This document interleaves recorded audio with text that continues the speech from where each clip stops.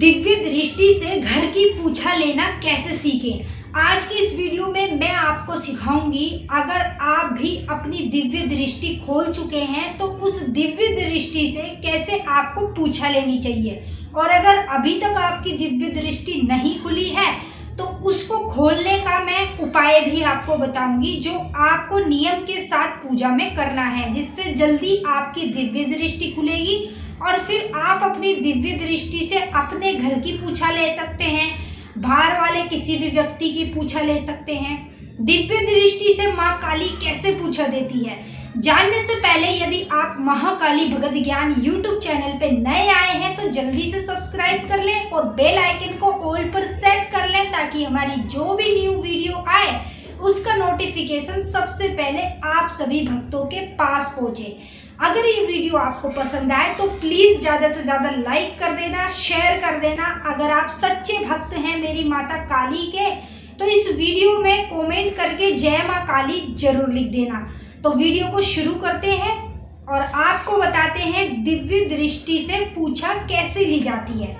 अगर अभी तक आपकी दिव्य दृष्टि नहीं खुली है तो सबसे पहले हम जान लेते हैं कि दिव्य दृष्टि को कैसे खोला जाता है, फिर उसके बाद जानेंगे फिर पूछा घर की कैसे ली जाती है।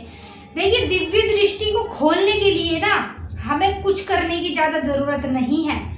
अगर हम घर में ही प्रतिदिन सुबह शाम माई के मंत्रों का जाप करें ज़्यादा से ज़्यादा, तो हमारी दिव्य दृष्टि जल्दी खुलती है। माई के बीज मंत्र होते हैं जिससे दिव्य दृष्टि को खोला जाता है। जैसे मैं माँ काली के ओम क्रीं कालिकाय नमः मंत्र का जाप करती हूँ, ठीक है, और मैं जब से सेवा में माई की लगी हूँ तब से लेकर अब तक भी, हालांकि मेरे पास गुरु मंत्र है लेकिन मैं गुरु मंत्र का जाप नहीं करती ज़्यादा, मैं बीज मंत्र का ही ज़्यादा जाप करती हूँ, क्योंकि मुझे बीज मंत्रों से बहुत ज़्यादा फायदा हुआ है, हर चीज़ में फ़ायदा हुआ है। तो मैं गुरु मंत्र कम और बीज मंत्र ज़्यादा यूज़ करती हूँ। तो मैं ओम क्रीं कालिकाय नमः मंत्र का जाप करती हूँ। एक माला सुबह करती हूँ, एक माला शाम को करती हूँ। तो कितना हो गया, 108 उसको टोटल कर लो तो एक दिन में मेरे इतने जाप हो जाते हैं, ठीक है। आपसे मैं ये कहूँगी, अगर आपको अपनी दिव्य दृष्टि खोलनी है तो सुबह शाम पूजा करो, और पूजा में आपको माँ काली के बीज मंत्रों का ही जाप करना है। ओम क्रीं कालिकाय नमः, ओम ऐं ह्रीं क्लीं चामुंडाय विच्चे नमः, ओम क्रीं क्रीं कामाख्या क्रीं क्रीं नमः। ये इस प्रकार के जो बीज मंत्र हैं ये बहुत पावरफुल मंत्र होते हैं। अगर हम इन मंत्रों से जाप करना शुरू कर देना तो दिव्य दृष्टि जल्द ही खुल जाती है। अब दिव्य दृष्टि अगर आपकी खुल जाएगी तो आपको कैसे पता चलेगा, ये भी सवाल आपके मन में गूंज रहा है। जब दिव्य दृष्टि खुल जाती है ना, तो जैसे आप पूजा में बैठ रहे हैं, ठीक है, और मान लीजिए आपके घर में कोई नकारात्मक ऊर्जा आई है, फॉर एग्जाम्पल के तौर पे मैं आपको बता रही हूँ। अब जब आप पूजा में बैठ रहे हैं, पूजा में बैठते ही आपको दिव्य दृष्टि से दिख जाएगा आपके घर में किसी नेगेटिव एनर्जी ने प्रवेश किया है, ठीक है। इस तरीके से पता लग जाता है, मतलब अनुभव होने लग जाते हैं पूजा पाठ में। जब हमारी दिव्य दृष्टि खुल जाती है, माई के दर्शन होते रहते हैं, तो समझ लो दिव्य दृष्टि आपकी खुल रही है। अब दिव्य दृष्टि जिन लोगों की खुल चुकी है, जिनको सारे अनुभव होते हैं, अगर किसी के साथ कुछ गलत होने वाला है उसको पहले पता चल जाता है, फिर वो दूसरे व्यक्ति को बता देता है कि तेरे साथ ऐसा होने वाला है, तू इस चीज़ से बच कर रही हो। अब वो दूसरा व्यक्ति उसकी बात को मानेगा तो ठीक रहेगा, नहीं मानेगा तो वो गड्ढे में गिर जाएगा। फिर बाद में वो उसको याद करेगा, भाई उस माँ काली के भक्त ने मुझे बताया था कि ये तेरे साथ होने वाला है, और वाकई भी मेरे साथ ये चीज़ हो गई है। तो इसे कहते हैं दिव्य दृष्टि के अनुभव। अब दिव्य दृष्टि के माध्यम से हम किसी के घर की पूछा कैसे लें, अगर हमें किसी के बारे में जानना है तो हम कैसे जानेंगे दिव्य दृष्टि से।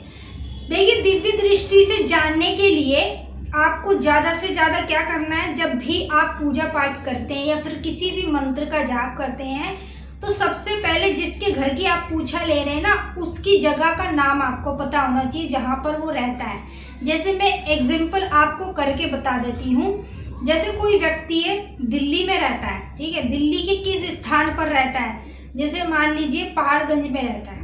अब मैं क्या करूँगी, उसका नाम मुझे पता होना चाहिए, उसका जगह का नाम पता होना चाहिए जहाँ पर वो रहता है, और एक दो उसके देवी देवता का नाम पता होना चाहिए जो उसके घर में पहले से पीढ़ी से पूजते आ रहे हैं।